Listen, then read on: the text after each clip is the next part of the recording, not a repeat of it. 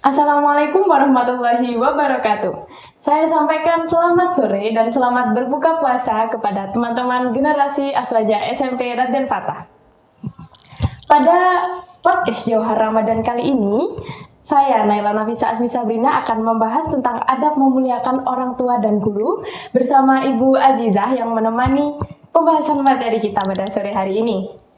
Oke, yang pertama kita awali dengan beberapa fenomena yang ada di lingkungan sekitar kita, yaitu tentang tidak adanya atau kurangnya, kalau dalam bahasa Jawa, unggah-ungguh ke guru dan kepada orang tua. Apalagi melihat setelah pandemi seperti ini, ketika melihat anak-anak itu banyak sekali yang kayak ke orang tuanya, apa sih? Kenapa sih kok gitu? Kenapa sih kok sering ke saya ngomel-ngomel, nasihatin gitu? Kalau bahasanya sekarang. Nah, mungkin dari Ibu Azizah, apakah hal tersebut bisa dianggap wajar atau memang sangat-sangat tidak bisa dibenarkan? Oke, terima kasih Mbak Nafisa. Jadi pada sore hari ini tema kita terkait bagaimana sih memuliakan orang tua dan guru gitu ya. Nah, kalau tadi Mbak Nafisa sudah membahas nih, sudah menceritakan tentang fenomena atau keadaan anak-anak di zaman sekarang itu sering tidak adanya unggah-ungguh gitu ya, sering tidak adanya sopan santun. Nah, hal ini apakah wajar atau sesuatu yang tidak bisa ditolerir gitu ya? Nah, menurut saya Mbak, kalau itu dalam tahap bahwa anak-anak ini tidak punya unggah-ungguh itu dalam ranah berani atau durhaka kepada orang tua atau kepada guru, maka itu adalah sesuatu yang tidak boleh dilakukan. Iya kan? Iya.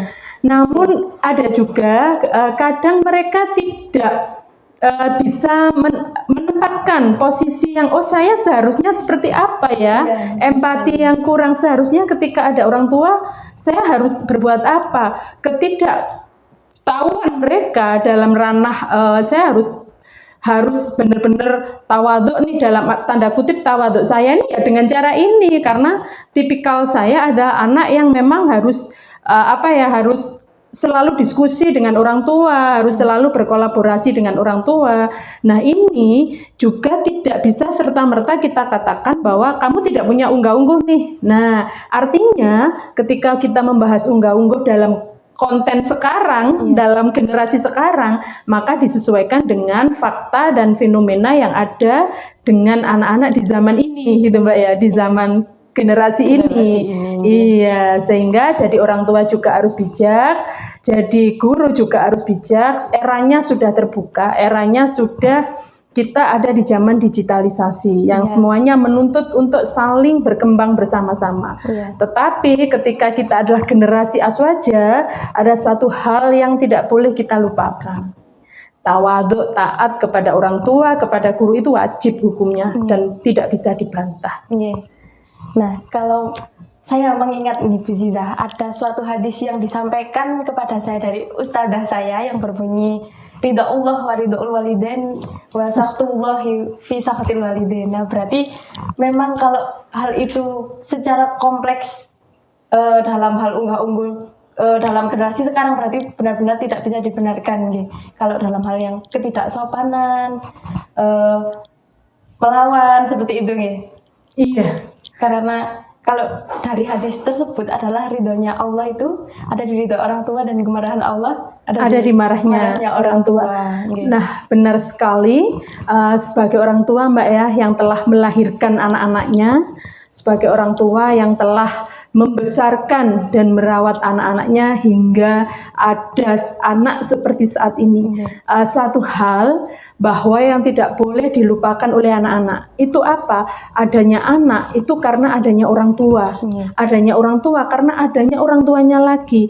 Jadi para orang tua, para leluhur itu mau tidak mau, suka tidak suka, beliaulah yang menghantarkan kesuksesan kita. Jadi kita harus benar-benar bahwa berbakti kepada orang tua itu adalah sebuah kewajiban. Berbakti kepada guru, pada orang alim itu adalah sebuah kewajiban. Dan kita harus percaya doa orang tua itu adalah sebuah miracle, Mbak, sebuah keajaiban bagi anak-anaknya. Mungkin kita sebagai anak menganggap saya sukses karena saya pintar, karena saya adalah anak yang cerdas, karena saya adalah anak yang nilainya bagus. Nah, tapi kita tidak boleh lupa di balik kesuksesan seorang anak itu ada doa, ada ridho orang tua yang selalu berkepanjangan ia doakan, yang ia sampaikan kepada si anak itu dan tanpa henti setiap detiknya. Nah, itulah yang kalau tak kita sadari, Mbak, kita itu dinaungi oleh sebuah sebuah dorongan dan sebuah kalau kita belajar dulu ya Mbak Nafisa, itu kan ada salah satu ciri ilmu yang bermanfaat itu kita ingat nasihat baik guru maupun orang tua. Kita tahu kalau hari ini misalnya kita mengambil tanpa berkata itu tidak tanpa minta izin itu kan tidak boleh. Tetapi kita sadar, oh iya kata guru saya dulu, kata orang tua saya ini tidak boleh. Hal-hal seperti ini itu kan sebuah seolah-olah kita dinaungi oleh sebuah bisikan kebaikan. Oh jangan. Nah ini disadari atau tidak, ini adalah berkat doa orang tua, berkat doa guru-guru kita. Alhamdulillah ya kita sekolah di SMP Raden Fatah, sehingga nuansa spiritual itu benar-benar terjaga dan terbawa sampai anak itu dewasa gitu ya. Saya juga masih ingat banget petuah guru, petuah orang tua kayak gitu Mbak Nafisa. Setuju nggak kalau seperti itu? Setuju sekali, sama seperti saya sampai sekarang juga masih teringat. Oh katanya Pak ini harusnya ngeten seperti itu. Berarti alhamdulillahnya apa yang disampaikan oleh gurunya Bu Zizah dan saya masih sama ya masih sesuai dijalankan dalam keadaan yang saat ini. Nah, berbicara tentang kesadaran akan adab itu sebuah hal yang harus atau kewajiban seorang anak. Nah itu kan sebenarnya kalau menurut saya sendiri Bu ya, itu sebuah ilmu yang laten atau tanpa belajar pun itu harus dilakukan. Nah mungkin apa yang harus dilakukan seorang anak atau seorang siswa itu supaya dalam dirinya itu tertanam motivasi bahwa itu adalah suatu kewajiban. Betul? Iya, jadi yang harus ditanamkan oleh para anak-anak, para siswa itu yang pertama bahwa pahlawan yang utama, guru yang utama dan pertama dalam hidupnya itu adalah seorang ibu, seorang ayah. Nah, yang kedua harus bangga, apapun kondisi orang tuanya, seorang anak ini harus bangga. Mempunyai orang tua baik yang punya jabatan, yang tidak, apapun latar belakangnya, apapun profesinya, seorang anak harus bangga, harus cinta, harus senang kepada kedua orang tuanya. Yang ketiga, menjalin komunikasi yang efektif, baik dengan orang tua maupun dengan guru. Nah, tentunya Mbak, yang pertama tadi selain bangga tadi kan ketauhidan bahwa berbakti kepada orang tua, berbakti kepada guru itu adalah sebuah kewajiban. Itu yang pertama harus tertanam dulu, harus. Tapi saya yakin hal ini sudah tertanam di semua generasi Aswaja ya, yang menonton Jauhar pada sore hari ini. Saya yakin sudah ada rasa bahwa orang tua ini adalah orang nomor satu dalam hidup saya.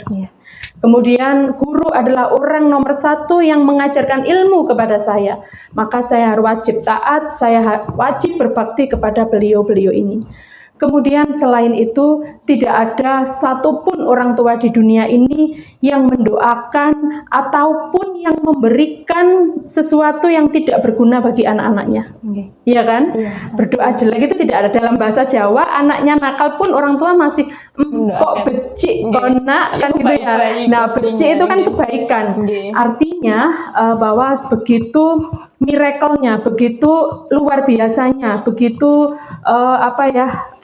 dahsyatnya doa seorang ibu, doa seorang ayah, sehingga hal ini harus dipegang teguh oleh anak-anaknya, jangan sampai menyakiti atau jangan sampai beliau-beliau yang berdua orang tua kita ini sampai ada rasa marah atau rasa tidak enak kepada anaknya. Ini yang harus kita jaga, gitu ya. Nggih, ngeten.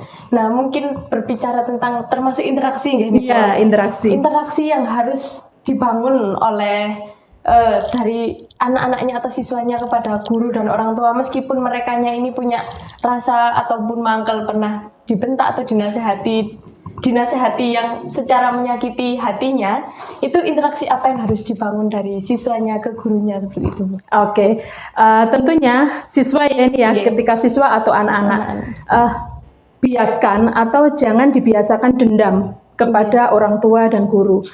Sekalipun kita dendam ataupun kita ada rasa mencaci, itu hilangkan, karena hal ini akan mengakibatkan ketidakbermanfaatan ilmu yang kita peroleh. Begitu juga kepada orang tua. Ketika kita suka, aduh, ibu saya kok gini ya, ayah saya kok gini ya, ini akan menimbulkan hati ini menjadi kotor, terhalang hijabnya. Itu yang harus dipegang teguh oleh para anak-anak dan siswa-siswa, terutama generasi Aswaja.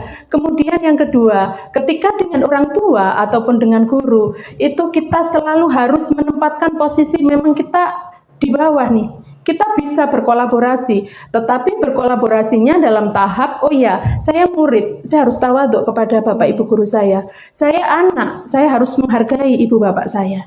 Nah, ketika berkolaborasi dalam arti menyamakan satu visi kehidupan, maka kita posisi setara. Ya, oke, mana nih pendapat ibu seperti apa, pendapat ayah seperti apa, pendapat bapak ibu guru seperti apa. Kalau di tahap kita minta izin, minta ridho, karena ridho Allah tergantung pada ridho orang tua. Begitu juga guru, ketika kita minta izin, minta sesuatu yang harus diizini, maka kita memposisikan ya kita harus berada di bawah.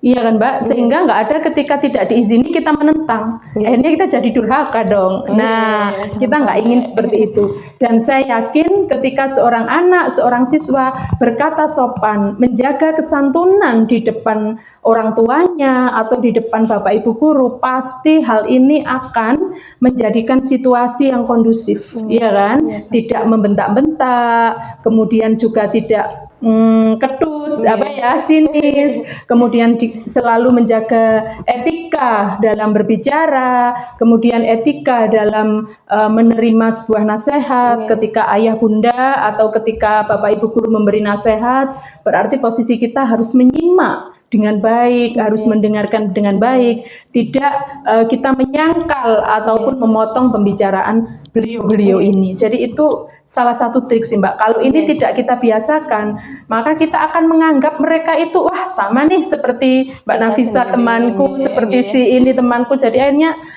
ketawaduan itu akan terkikis. Karena kita dari mindset kita sudah tidak ada menganggap mereka-mereka ini, beliau-beliau ini adalah orang yang memang harus kita hormati, harus kita berbakti, harus kita taat, menjaga situasi agar jangan sampai beliau-beliau ini marah. Itu yang memang saya selalu jaga itu Mbak. Walaupun saya ini dulu sekolah nakal ya, tapi insya Allah dengan Bapak Ibu Guru itu luar biasa. Saya selalu ingat apa yang diberikan pada saya dengan orang tua saya, itu harga mati bagi saya. Beliau ini adalah pahlawan dalam hidup saya. Masya Allah, Alhamdulillah.